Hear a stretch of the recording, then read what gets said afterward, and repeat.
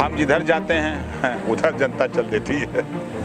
और यहाँ चुनाव देखिए एक तरफा है, देख रहे हैं ना। जीता बलिया, जीता मऊ, जीता देवरिया। पूर्वांचल में एक हमारा अपना जो प्रभाव है, तो उस इलाके में भारतीय जनता पार्टी का खाता नहीं खुला। यहाँ तो लंबे समय से हम देख रहे हैं कि ये सीट सुरक्षित सीट है। सभा के चुनाव जैसी स्थिति इस बार कर रही है। यहाँ कोई मतलब नहीं, आजपा भाजपा बसपा का पता ही नहीं लगेगा कहाँ चलेगा ऐसा। अच्छा, जितना ही रहता है उतना में मिल पाएगा ना उतने लोगों को। तो हम नाराज नहीं होते हैं कभी। हम लड़ाई के जंग में हम नाराज तब होते हैं, सत्ता में आपने देखा 18 महीने में हम मुख्यमंत्री से नाराज बराबर रहते थे, क्योंकि छात्रवृत्ति के सवाल पे असमानता थी, थानों पर पोस्टिंग के सवाल पे असमानता थी, जिले की पोस्टिंग, मंडल की पोस्टिंग पे असमानता को लेके हम लड़ते रहे। हम प्रदेश में एक समान अनिवार्य फ्री शिक्षा को लेके, सामाजिक न्याय समिति की रिपोर्ट लागू करने के सवाल पे, गरीबों का इलाज फ्री करने के सवाल पे, बिजली का जो घरेलू बिजली है उसको फ्री करने के सवाल पे हम सरकार में रह के लड़ते रहे। मायावती जी के जीते जी वो वोट कोई सोचे हम ले लें तो वो दीवा स्वप्न देख रहा है, नहीं समझ रहे हैं। अब जैसे पहले ये कृषि प्रधान देश था, जाति प्रधान देश है। दोस्तों नमस्कार, मैं हूं क्षितिज कांत और आप देख रहे हैं 4 PM न्यूज़ नेटवर्क। इस समय मैं आजमगढ़ में हूं और आपको बता दूं 23 तारीख को यहां पर वोटिंग होनी है। उपचुनाव है यहां पर आजमगढ़ में और आप देख रहे हैं तमाम हिस्सों में आजमगढ़ के छोटी छोटी जनसभाओं में लोगों के साथ जो यहां पे जो बड़े नेता हैं वो यहां पर संबोधन कर रहे हैं। और आप मेरे पीछे एक मंच देख रहे हैं जिस पर आप साफ तौर पर देख पा रहे हैं ओम प्रकाश राजभर है मंच पर और यहाँ की जनता को संबोधित कर रहे हैं। आपको बता दूं तमाम जो गठबंधन की जो पार्टियां जो रही हैं विधानसभा चुनाव के दौरान वो सभी मैदान में भी उतर आई हैं, चाहे हम निषाद पार्टी की बात करें और चाहे ओम प्रकाश राजभर की सुभाषपा की बात करें, सभी पार्टियां एक एक करके जनता के बीच में हैं और अपनी पार्टियों जिससे गठबंधन रहा है उसका प्रचार करने का काम कर रही हैं। बात करेंगे ओम प्रकाश राजभर से और जानने की कोशिश करेंगे कि आजमगढ़ के चुनाव की क्या पूरा समीकरण है और क्या कुछ कहेंगे चुनाव के बारे में। जो 23 तारीख को वोटिंग पड़ने वाली इसके बारे में क्या कहेंगे और जनता किस तरीके से संबोधन दे रहे हैं इसके बारे में बात करेंगे।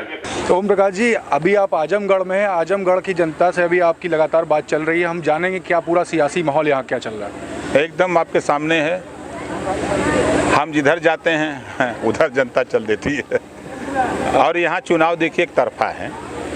पिछले 2022 के चुनाव में बहुजन समाज पार्टी ने जो आरोप उसके ऊपर लगा और वो चरितार्थ हुआ कि उन्होंने भारतीय जनता पार्टी को जिताने का काम किया। एक MLA बचे। भारतीय जनता पार्टी का सवाल है, अगर हम आजमगढ़ की बात करें तो 10 सीट हम लोगों ने जीता, बगल के अम्बेडकर नगर 5 सीट जीता, गाजीपुर की 7 जीता, बलिया जीता, मऊ जीता, देवरिया। पूर्वांचल में एक हमारा अपना जो प्रभाव है, तो उस इलाके में भारतीय जनता पार्टी का खाता नहीं खुला। यहाँ तो लंबे समय से हम देख रहे हैं कि ये सीट सुरक्षित सीट है। यहाँ धर्मेंद्र यादव जी को कोई हरा नहीं सकता है। अच्छा, एक बात करूंगा, अभी एक वीडियो वायरल हो रही थी जिसमें बोल रहे थे, अभी आपने बोला 10 की 10 सीट यहाँ पर जीती है, समाजवादी गढ़ है और इनकी निरहुआ की जो वीडियो वायरल होती है उसमें कहते हैं ये गढ़ को गढ़ ही बना दिया, क्या कहेंगे इस पर? सरकार किसकी है? दिल्ली में 8 साल से सरकार है, लखनऊ में 5 साल पिछली बार, इस बार 3 महीने से। सड़क बनाने का ठेका कौन लिया है? PWD मंत्री ने। उनको ज्ञान नहीं है, जो बोल रहा है उसको ज्ञान नहीं है कि हमारा लोक निर्माण मंत्री कौन है, सरकार किसकी है, उनको ये नहीं पता। बस खाली झटके से बोल देते हैं। भाजपा के लोग जो बोलते हैं ऊपर से लेकर नीचे तक बोल देते हैं, पिछली सरकारों ने कुछ नहीं किया। अरे भैया, अटल बिहारी वाजपेयी जी थे, आप ही की पार्टी की सरकार थी, कल्याण जी की सरकार थी। मतलब यहाँ जितनी भी सरकार है, तुम अपनी भी सरकार की बात नहीं मानते हो। तो ये दुनिया में अगर झूठ बोलने वाले नेता को खोजना है तो कहीं जाने की जरूरत नहीं, भाजपा में सब विद्यमान है। काफ़ी न्यूज़ें वायरल हो रही थी, न्यूज़ चैनल पे तमाम बार आ रहा था कि अभी कुछ समाजवादी पार्टी नाराजगी है, लेकिन अभी आप सपोर्ट में पूरी तरीके से आजमगढ़ में उतर आए, किस तरीके का पूरा सपोर्ट कर रहे हैं? हम कभी नाराज होते ही नहीं। देखिए, अब जैसे अगर हम लोग 5 में बैठे हैं और खाना बना हुआ है तो खाना मांगने का हक है ना, खाना मांगा जाता है। तो हिस्सेदारी की हम लड़ाई लड़ते हैं, हिस्सेदारी की मांग करते हैं। हिस्सेदारी जब जितना ही रहता है उतने में मिल पाएगा ना उतने लोगों को। तो हम नाराज नहीं होते हैं कभी। हम लड़ाई के जंग में हम नाराज तब होते हैं, सत्ता में आपने देखा 18 महीने में हम मुख्यमंत्री से नाराज बराबर रहते थे, क्योंकि छात्रवृत्ति के सवाल पे असमानता थी, थानों पर पोस्टिंग के सवाल पे असमानता थी, जिले की पोस्टिंग, मंडल की पोस्टिंग पे असमानता को लेकर हम लड़ते रहे। हम प्रदेश में एक समान अनिवार्य फ्री शिक्षा को लेकर, सामाजिक न्याय समिति की रिपोर्ट लागू करने के सवाल पे, गरीबों का इलाज फ्री करने के सवाल पे, बिजली का जो घरेलू बिजली है उसको फ्री करने के सवाल पे हम सरकार में रह के लड़ते रहे। और आज भी वही बात आज के आपके सामने, हम अनवरत अपने मुद्दों के साथ अखिलेश यादव जी के साथ। अच्छा, एक बात और करूंगा, अभी आजमगढ़ की जनता के जब बीच में जाए तो कहीं कहीं ऐसी बात भी आ रही है, अगर हरिजन वोट अगर बसपा की तरफ जाता है तो भारतीय जनता पार्टी बिल्कुल सामने आती हुई नजर आ रही है, ऐसा भी कुछ दिल लग रहा क्या आपको? नहीं, कहीं कुछ नहीं। देखिए, मायावती जी के जीते जी वो वोट कोई सोचे हम ले लें तो वो दीवा स्वप्न देख रहा है, ये समझ रहे हैं। अब जैसे पहले ये कृषि प्रधान देश था, अब जाति प्रधान देश है।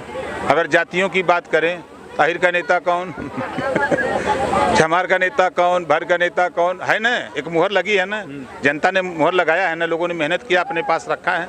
अब वो बसपा से वोट कोई कैसे ले लेगा, वो एक जो मूल वोट है, और जो वोट जहाँ जाना था चला गया। यहाँ समाजवादी पार्टी को लोग वोट देने के लिए तैयार हैं, कोई दिक्कत नहीं। मतलब विधानसभा के चुनाव जैसी स्थिति इस बार अगर नहीं क्रिएट होनी है, यहाँ कोई मतलब नहीं, आजपा भाजपा बसपा का पता ही नहीं लगेगा कहाँ चले गए साहब। अच्छा, अहिर रेजिमेंट की बात ये कर रहे नहीं रहुआ, इसको लेकर क्या कहेंगे?